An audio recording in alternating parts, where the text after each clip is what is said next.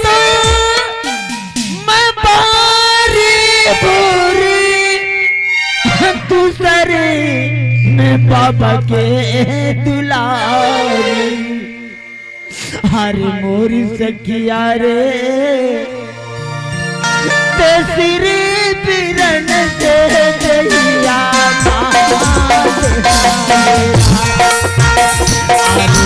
सखिया रे तेरी बिरन से जइया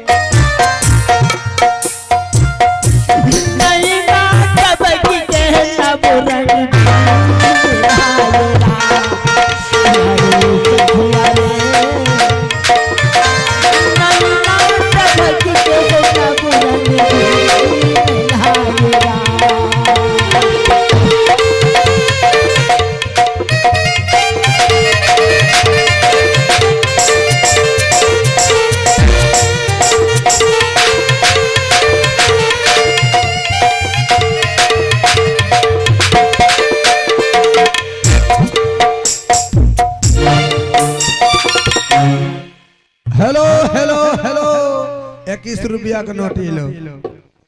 आइए इनाम के दौर में संतोष कामा रघुनाथपुर यह सीन को कदर करते हुए जिनकी तरफ से सुंदर 21 रुपए का पुरस्कार आए हैं, आइए हमारे कंपनी हार्दिक हार्दिक अभिनंदन करते हैं और करते रहेंगे।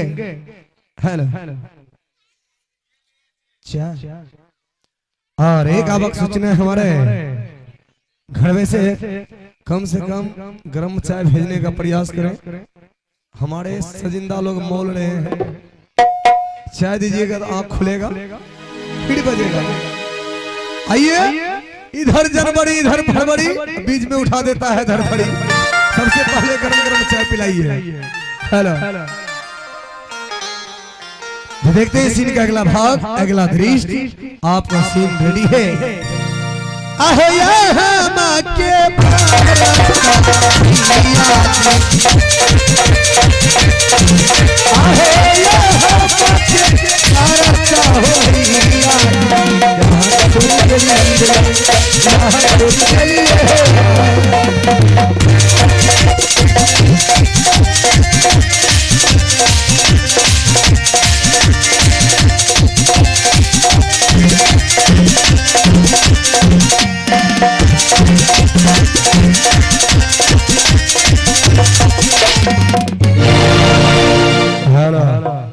लेते हैं सीन का दूसरा भाग, दूसरा दृश्य। कहा कि महाराज है, क्या नाम है? आइए इसके मुखारदिल से इसका परिचय सुनते हैं।